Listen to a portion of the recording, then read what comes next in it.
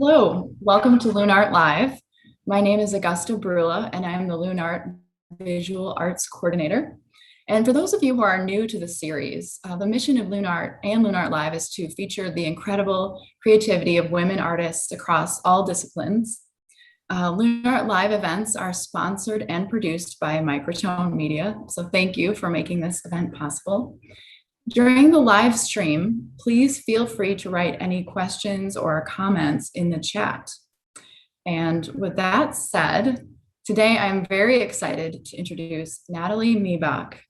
Nathalie is a Boston-based interdisciplinary artist who translates scientific data, often relating to weather, into woven sculptures and musical scores. She's the recipient of numerous awards and residencies, including a Pollock-Krasner Award, Virginia A. Groot Foundation Award, TED Global Fellowship, and 2 Massachusetts Cultural Council Fellowships. Nathalie earned her Bachelor's of Arts in Political Science and East Asian Studies, a Master's of Science in Art and Education, and a Master of Fine Arts in Sculpture. And she has exhibited widely, nationally and internationally. So it's such an honor and treat to have Nathalie with us today. Welcome, Nathalie. Thanks for joining us. Yeah, thanks so much for having me. Yeah, first I have to ask, what's the weather like where you are? We're getting a nor'easter this Memorial Day weekend, so we're gonna get a lot of rain, unfortunately. Okay, same here. It's like unseasonably cold and rainy. Yeah. So it looks like you're in your studio. Yes, I am. So welcome to my studio here in Boston. It is where I make all of my art. It's where I exhibit some of my art, and it changes every week. So if we were Zooming next week, this would be a different background. I've had this studio for almost 15 years, and I love it. Awesome. Well, let's start with one of your pieces. Could you walk us through one of your sculptures? Sure. So one of the first things that happens when people first see my artwork, and it's also the same reaction that happens when they walk into my studio, is people think of play. They think, oh my gosh, this is so playful. This is such a happy place. So they're very colorful, and there's lots of primary colors, there's lots of beads, there's lots of wooden components, there's lots of references to construction toys. And all of this is very deliberate. It's a way of luring people into the sculpture through the lens of play. But when people look closer and they slow down, they start to notice little tags, that have numbers on them. So they might reference wind reading or temperature reading or pressure reading. And then they'll begin to see slowly that there is actually a kind of numerical logic that's building the structure. And oftentimes they discover a timeline that actually weaves around the piece where all this information is placed on. And that's all, again, the way to sort of slow the viewer down. All of my work is about weather systems, or most of the work is. And I particularly like to focus on storms. And when I'm looking at storms, I'm not just translating information that is directly related to the storm, scientific data, let's say, but I'm also interested in talking about the human response to that event. So how do cities recover after a hurricane? How do they rebuild? What sort of weaknesses does a hurricane reveal within a community as it creates all that destruction? So the intent isn't to create 3-dimensional graphs of data, but it's really, the intent is to tell stories with data on how humans are responding to climate change. So I'm going to pick one of my sculptures here and to kind of lead you through it a little bit visually, because they're always going to be better at talking about themselves than I am. Great. Here's a sculpture that is about the perfect storm, and it looks a bit like you see all these different bands that are flying around this mast up here. There's a reference to a shipping mast. And this is about the perfect storm, which was a storm system that went through New England in 1991, not just New England, in the Atlantic Ocean. And it became very famous because of a shipwreck that took place during that storm. There was a movie that was made about it with George Clooney, and a wonderful book by Sebastian Junger that was written about it. So the sculpture is about the storm, but it's also about that story of that shipwreck. So when you look closely, you notice it's visual chaos. It's all these different beads and all these different, tags and so forth. And when you look closer, you notice that there's a band that goes through it. And on that band are little indicators. So this is, for example, 6 a.m. in the morning where it was 22 miles per hour wind. So this band is actually where the data is placed on. So you begin to notice, oh, so this band is actually telling the meteorological story of that storm. And then there's the shipwreck here, which is the Andrea Gale that sank. So it pierces that time band right at the time that it is thought that the Andrea Gale sank. So it is, it's meant to really kind of lure you into the pieces, to tell the meteorological story behind the storm, but also to tell a human story as well. And I did bring in some images of other work that also gives you a bit of a visual sense of these pieces. There are 4 images that I picked out. All 4 are about storms. The first one is called The Ride. It's about Hurricane Sandy. The second sculpture looks a bit like a boat on which these 3 masts are sitting. That is about the perfect storm. The third piece is Hurricane Noel, and it's actually a musical score. And the fourth piece is a big installation called Sibling Rivalry, which is about Hurricane Katrina and Hurricane Sandy. And it gives you a sense of how I work small, but I also work really large in order to engage the viewer in different ways with the artwork. So I don't know if we want to show the images now, or what do you think, Augusta? Yeah, let's take a look at those images.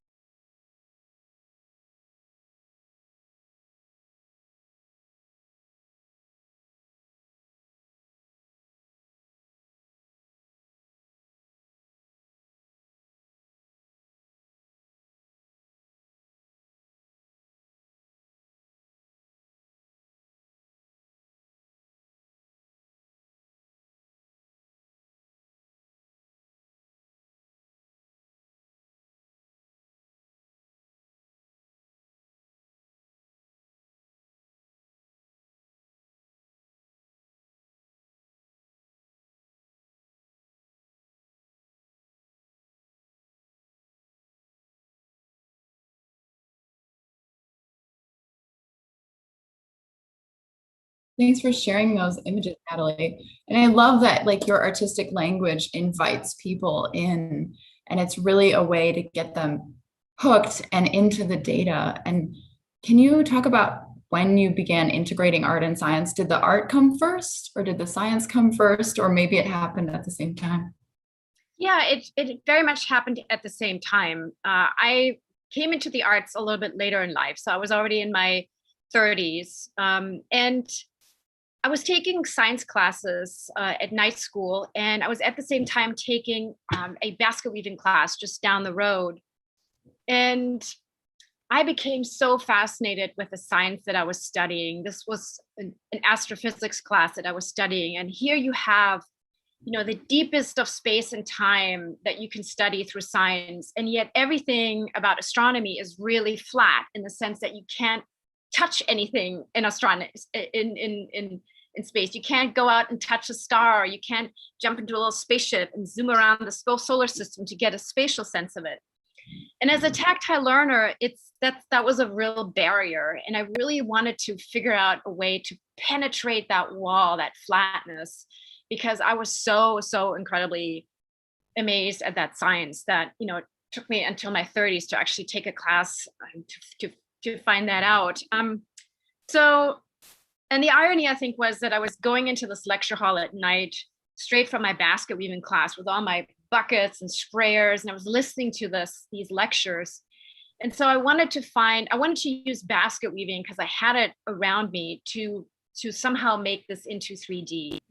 And I had a very understanding teacher who was very open-minded about my somewhat unconventional way of learning, because as a final paper, I decided not to write a paper, but weave a sculpture.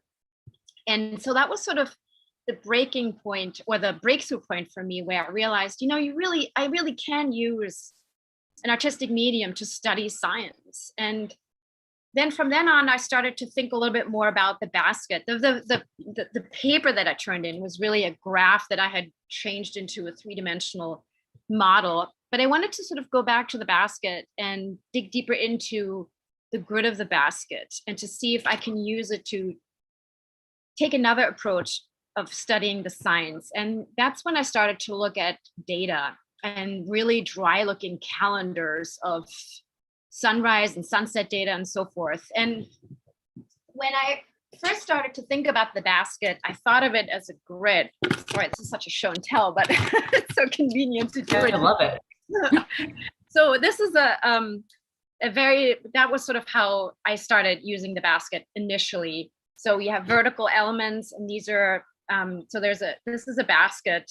Basket has vertical elements and horizontal elements. And in this way, this example, I'm using the basket like a clock. So every pair of spokes are what we call vertical elements in the basket, are an hour of each day. So you have a 24-hour cycle or clock. And then I'm simply translating data. This is moon data when the moon rises and sets, and then this is sun data. So it's literally sculpture by number.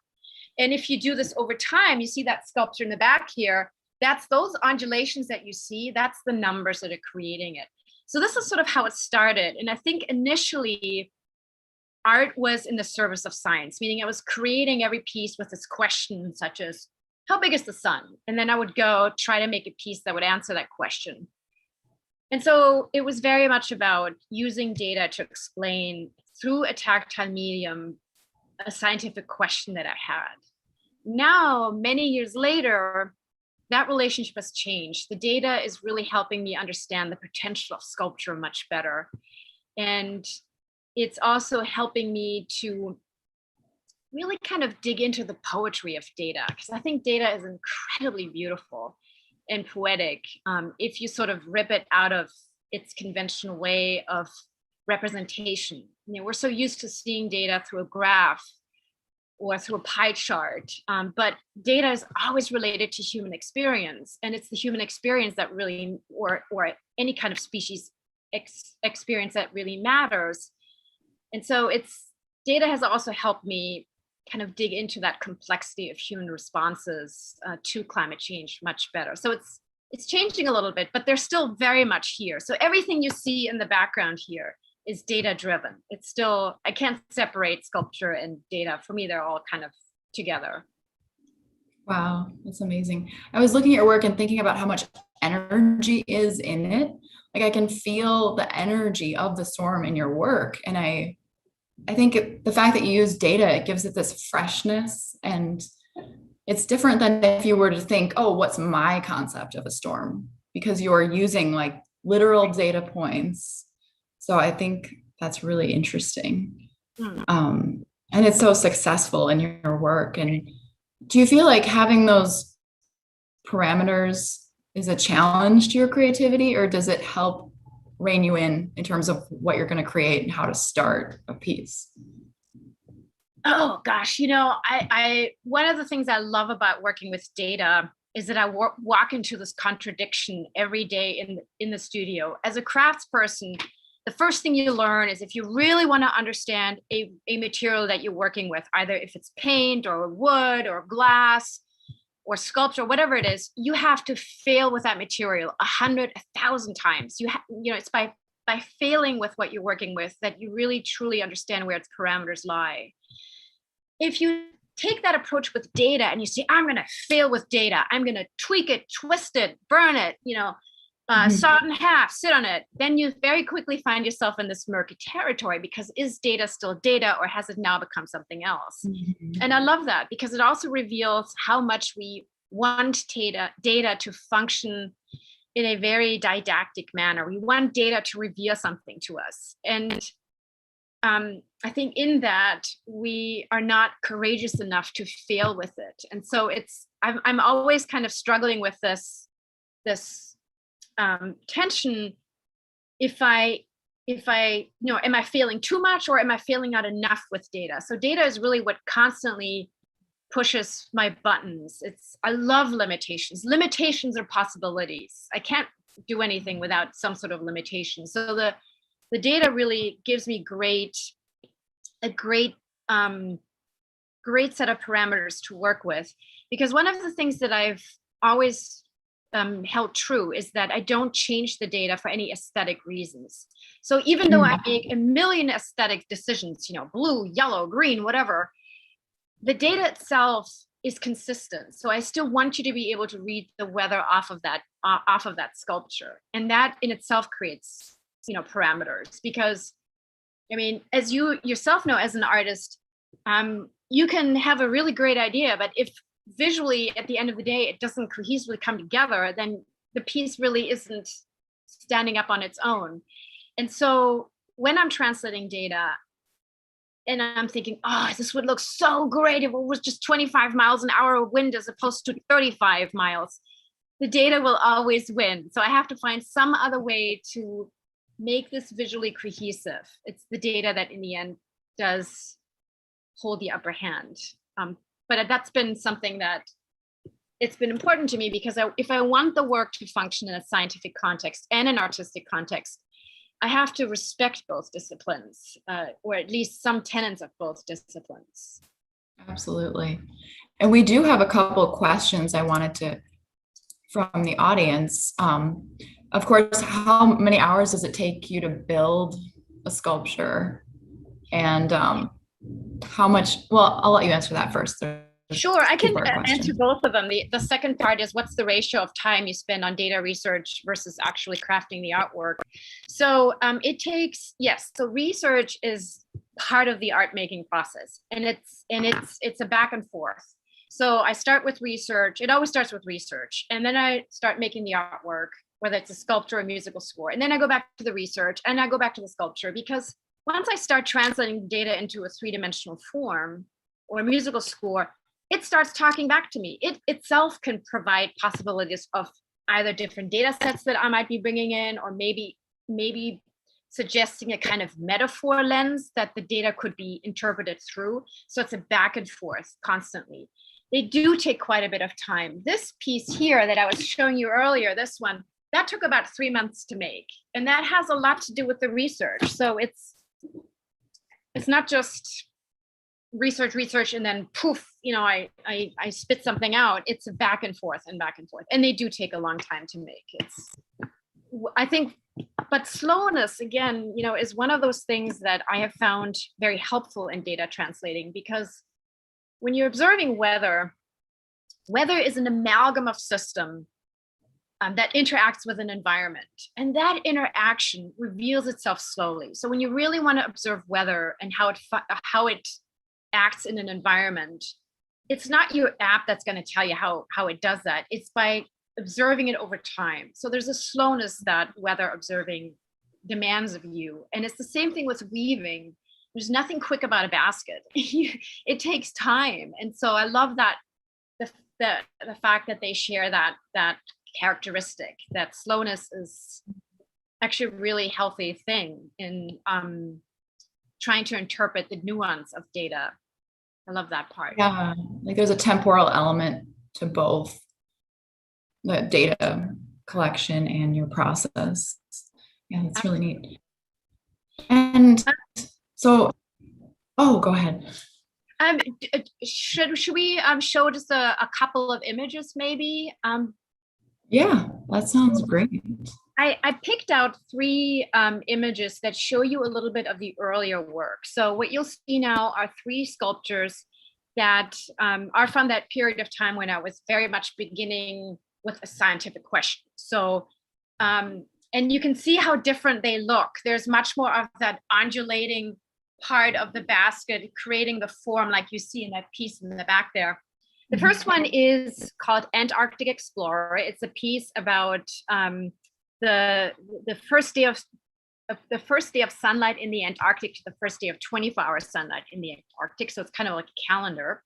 The second one is Boston Tides. It's a piece that looks at tide information based on Boston Harbor. And Boston Tides is big. It's like 6 feet in diameter. And the last one is a piece I did with the question of, why do right whales hang out in the Bay of Fundy in mid-August? Because they always kind of like to hang out there. So I used a lot of buoys that are in the ocean to take the information, both what was happening underwater as well as above water. So let's have a look at these three pieces just to give you a visual sense of how the artwork, where it originated from. Great.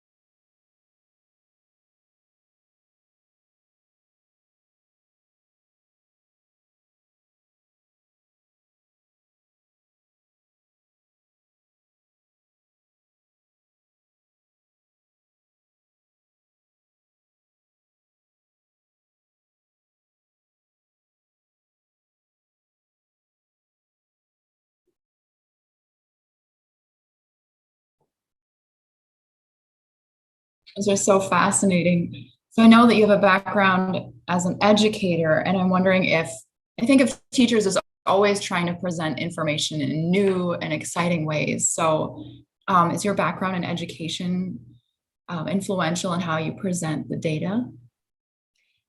Yeah. So first of all, when I was starting this practice of integrating science and art, I went to a lot of lesson plans, middle school lesson plans of science teachers who were trying to explain astrophysics to their students. So the lesson plans that they had to come up with were oftentimes an inspiration for the artistic approaches that I ended up taking.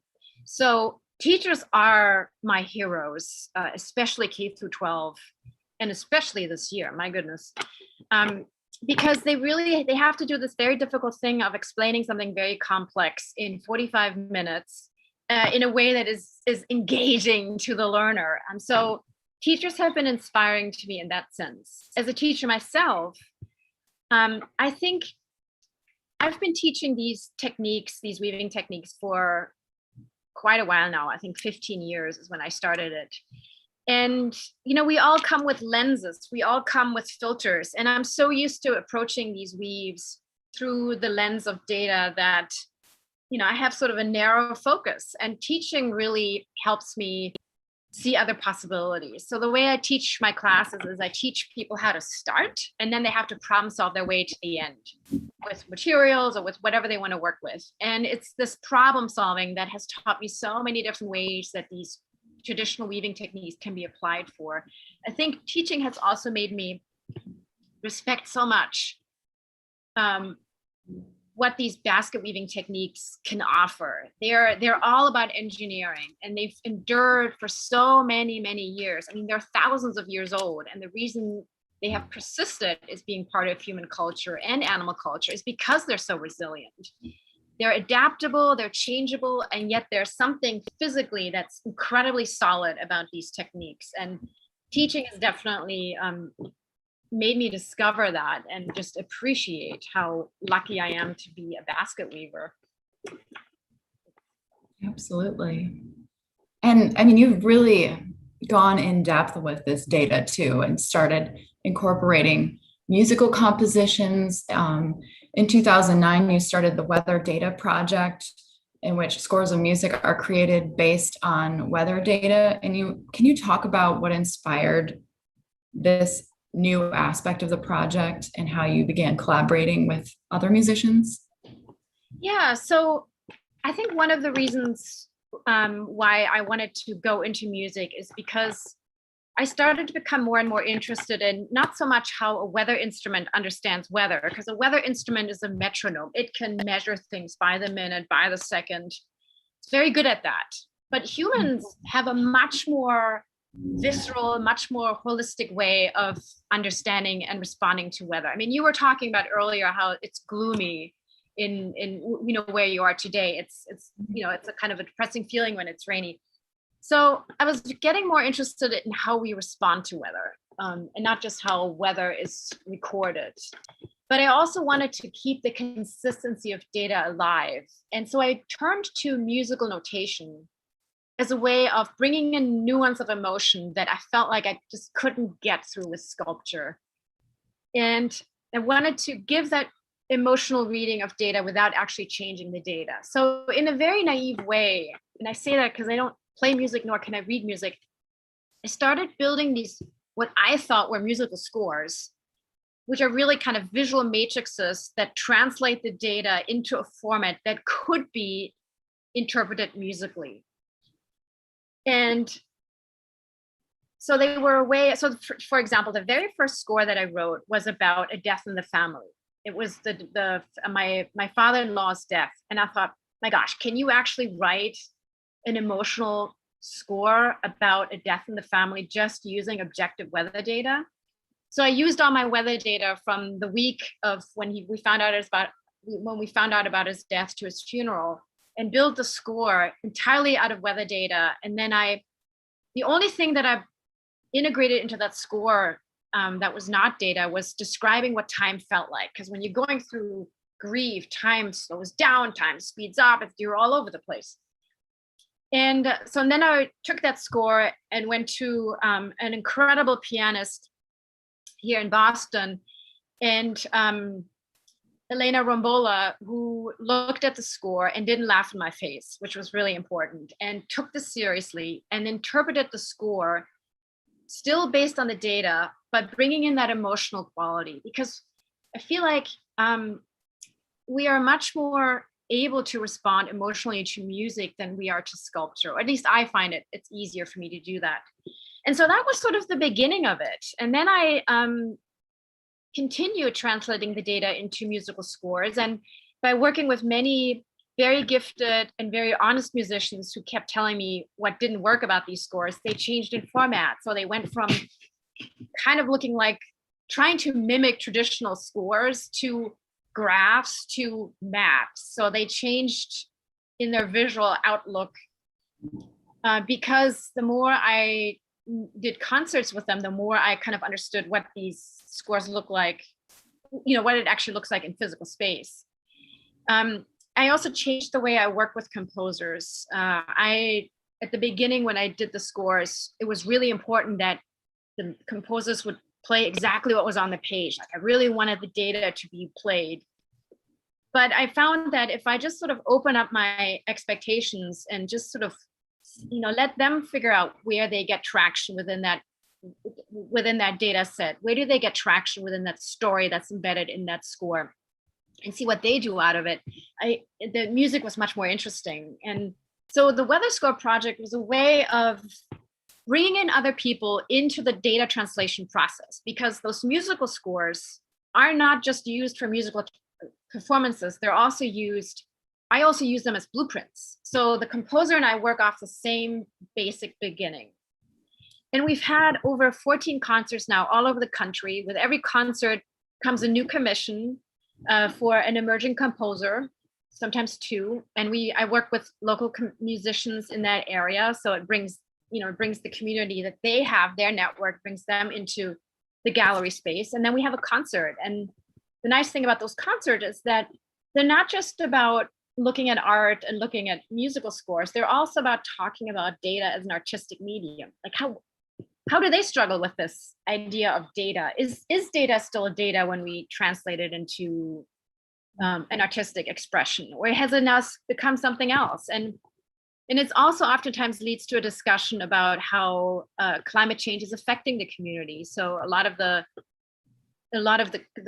pieces that we perform deal with disasters, and so it also becomes a platform to talk about, well, how has your community been affected by climate change? So it's the best decision I ever made, and it's also one that I keep going back to, because I feel like naivete is sometimes a very powerful partner to have in the artistic process, because you make decisions that you would never ever make had you known how many taboos you were breaking. So yeah, there are a lot of musicians who wouldn't give me the time of day because I don't have a musical background. But those who did, I think, also really benefited from it, because here's a sculptor who knows nothing about music, who's presenting the data into what she considers a musical context. And yet it comes out, there is at the end of the day a musical piece. And people have a different way of responding to music than to sculpture. And so it's been very fruitful for the composers who have worked with me on this. And I hope to continue this after the pandemic. Yeah, I love that because I work mostly in the visual arts, but there's something about music that hits you emotionally that sometimes when you look at visual arts, you get caught up in like the mental energy of thinking through what you should be getting out of it. But music has a different impact. And I think having that combination is really powerful. And I love that you're working with these different disciplines because it really gives everyone such a deeper understanding of each other. I know in the arts, we can get kind of caught up in our own little bubble. So I love that you're reaching out and making those connections. And I think this would be a great time to see images of one of your weather score projects, Harvey Twitter SOS. Yeah, so let me preface that a little bit. So there are the three images that you'll see. Is the first one is a musical score, and it looks more like a map with sort of these big columns, blue columns. And this was a score that was inspired by Twitter messages that were sent out during Hurricane Harvey when the 911 system broke down. So the map itself is actually a map of the highway system of Houston. And you'll see these little kind of dashes of like these dark dashes that intercept that very faint highway system. And that's where all the areas where the highway system flooded. Then in that score are also wind readings and rain readings. So those big columns are actually precipitation.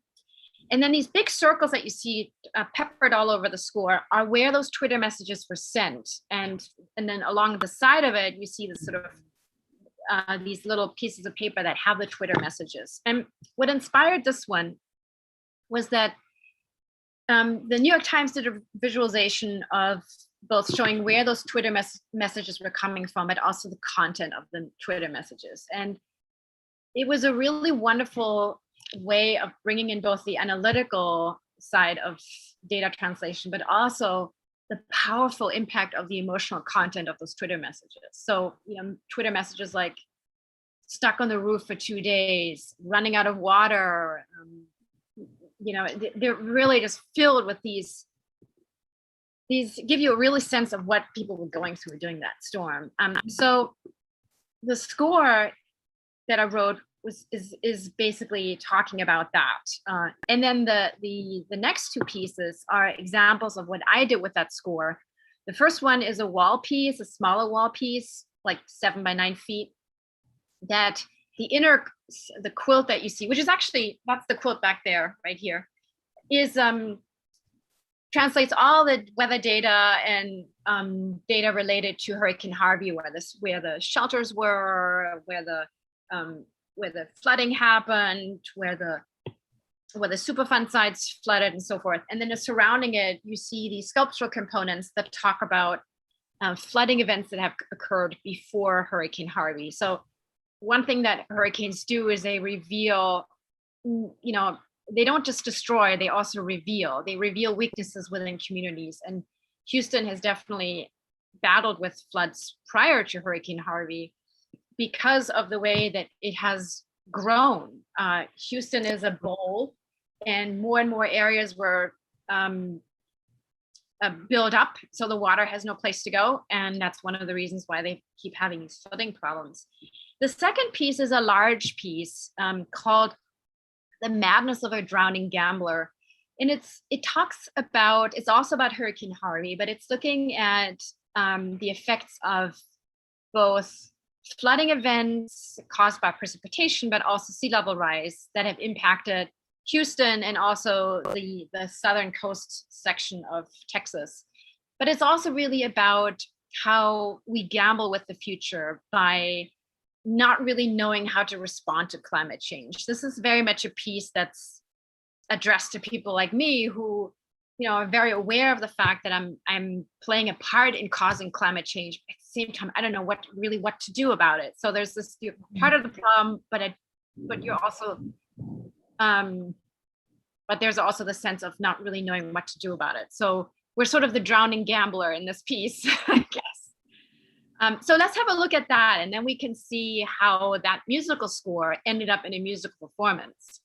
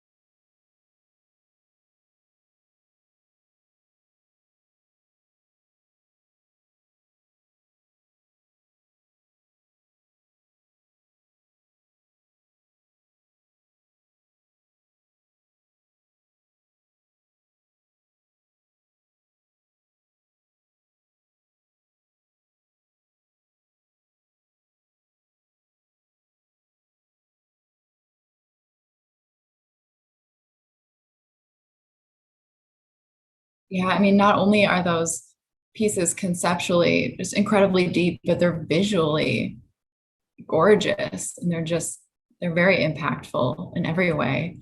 Do you want to introduce the video clip? Sure.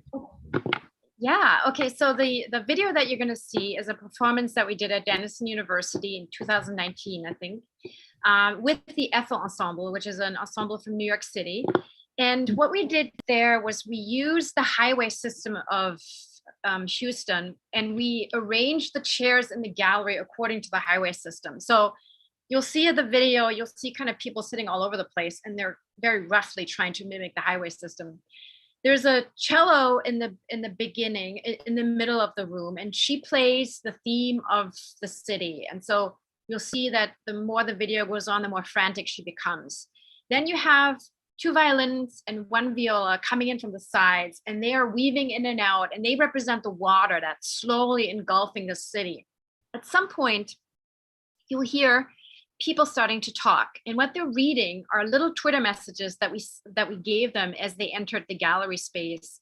And these are the Twitter messages that were sent during Hurricane Harvey. So you'll hear the sort of wall of voices trying to drown out the water, in a sense, trying to drown out the music. So I hope you enjoy it. Let's hear it.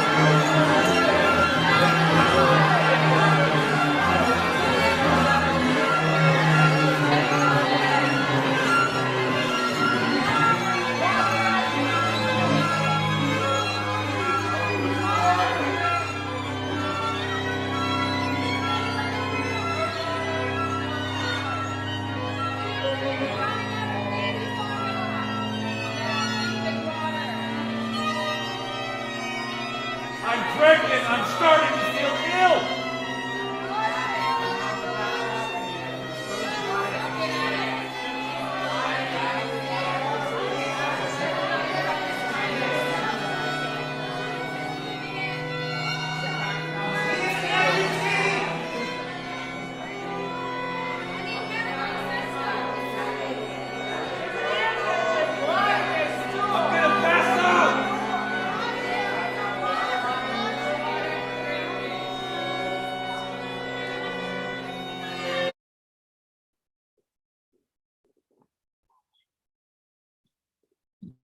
Thanks for sharing that, Natalie. It's really incredible. And I actually listened to the piece several times, and every time I listened to it, I heard something new.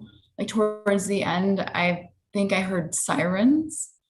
It sounded like the violin sounds reminded me of sirens. And it was, yeah, it was really intense. And I love that both with the sculpture and the music, it gives this holistic view of the event.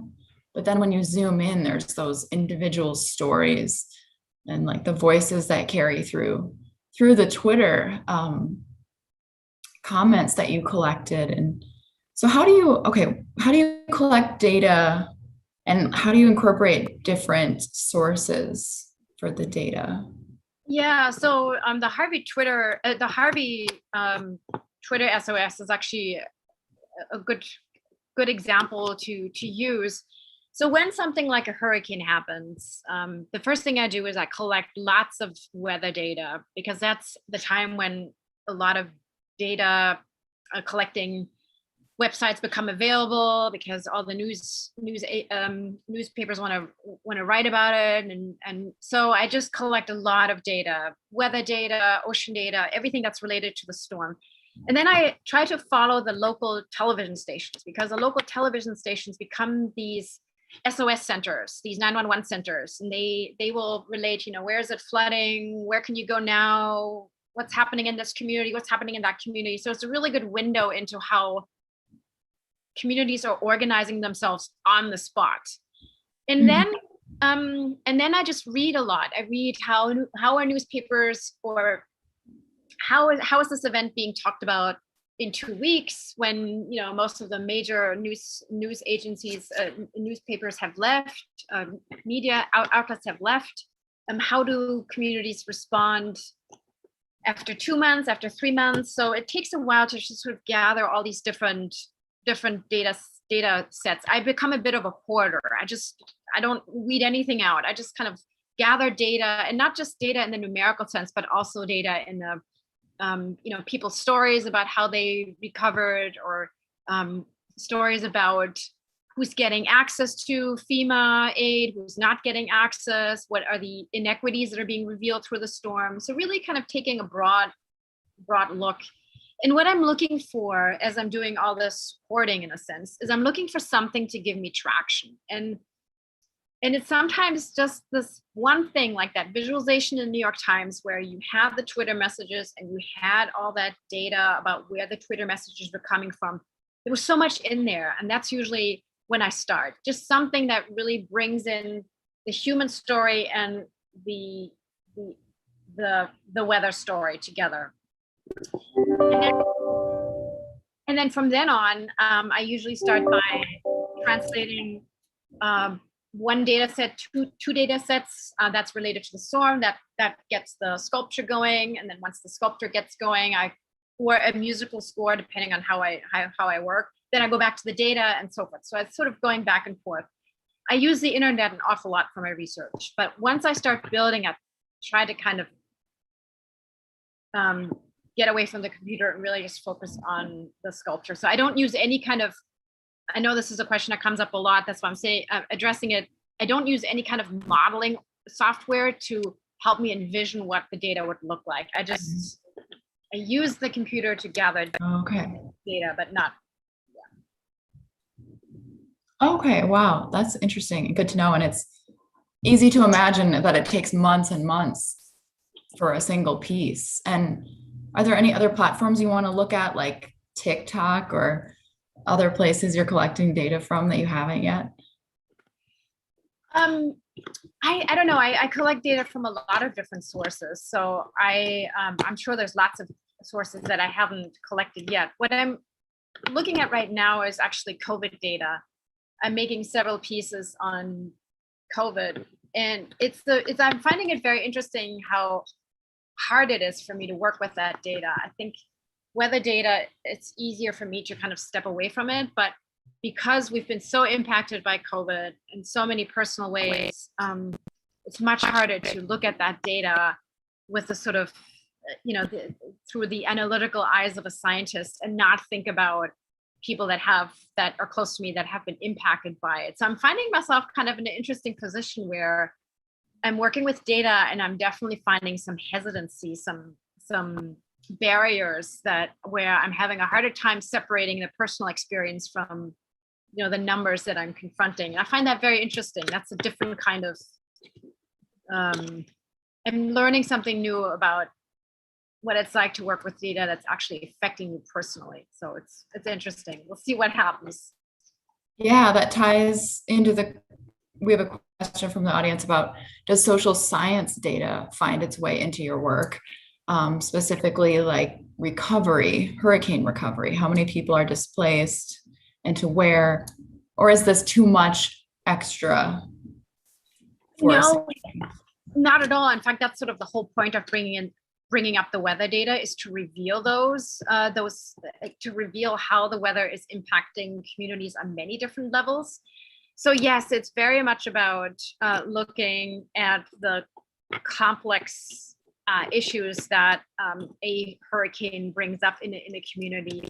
And it's also different. I mean, for example, I did this project in North Carolina about Hurricane Florence, and I was working with a very rural area, and hurricane recovery looks very different in an urban environment versus a rural environment. And that was a really eye-opening experience because I was working with 3 middle schools, 2 art teachers and 1 music teacher, and we were creating projects with the students 1 year after Hurricane Florence affected them. And driving out to these rural communities, and it was like 2-hour drive, really rural. I mean, Massachusetts rural is not the same as rural in North Carolina. So it was a very, very rural communities. And the effects of Hurricane Florence, even the year after, were still very visibly there. And you go to the major cities in North Carolina, and there was hardly any evidence at all that a storm came through. So, these inequities are sometimes not, you have to sort of go there and see them. They're not always necessarily found in the data itself. Sometimes they're really hidden, or sometimes they are, you go there and that's when you see some of the effects of the inequities that a storm can reveal. So it was a really interesting experience. And that also changed the way that I worked with the students, because for them, it was, for many of them who had been impacted by the storm, many of them were still living in temporary housing. It was the first time that they actually had a chance to process it. Even a year after, hurricane recovery is not something that's over in like 2 weeks or 4 weeks. It takes years. It's a kind of grieving almost sometimes. And I think the students really appreciated that opportunity to not just relive the storm, but process it through an artistic project. And that was a real learning experience for me too. So yeah, so the social data, the social experiences definitely come through. Wow, yeah. That was something I was actually going to ask about, is if you work with survivors of these storms, and so you do, and have you seen results? Is it cathartic for them to create something about their experience? Yeah, I think it's I found that, I think what I learned about that project in North Carolina about Hurricane Florence is that it is something that really is a long-term process, and that recovery isn't just physically rebuilding something, but you're also, in a sense, reconfiguring your sense of home and where home is. And for many people, when a flood like that happens, they actually have to leave home. So how do you rebuild your sense of home in that? And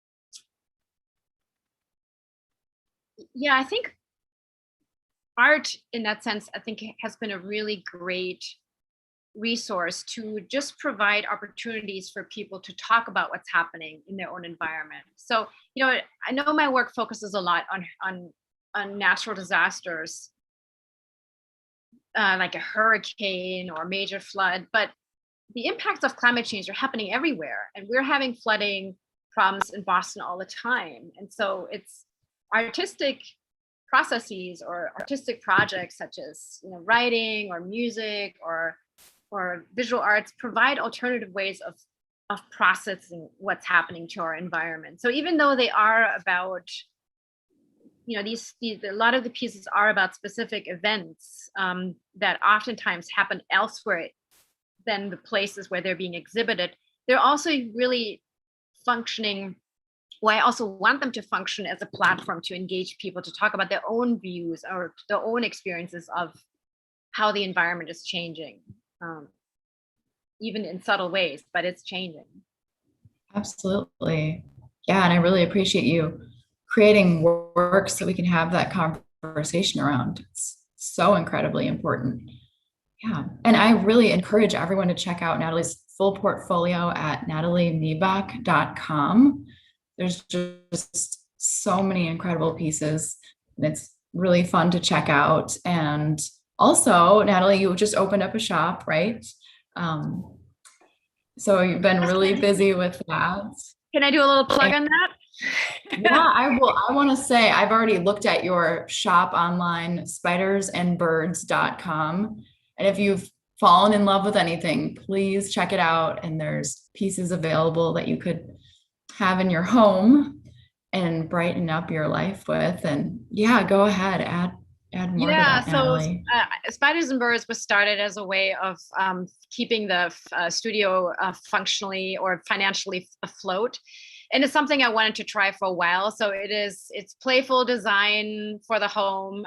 It has nothing to do with data, but it's really taking the aesthetics of play and bringing it into objects that are functional. And so Spiders and Birds was in some ways a way of surviving this last year, and just also a way of exploring a new way of being an artist in a society. I mean, I've learned so much from Spiders and Birds about my own studio now. So I'm excited. So please check it out, spidersandbirds.com, and buy something if you like it.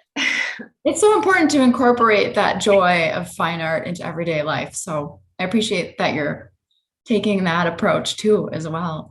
And please check out Nathalie's Instagram at Miebach Sculpture and at Spiders and Birds. So I believe those will be in the chat.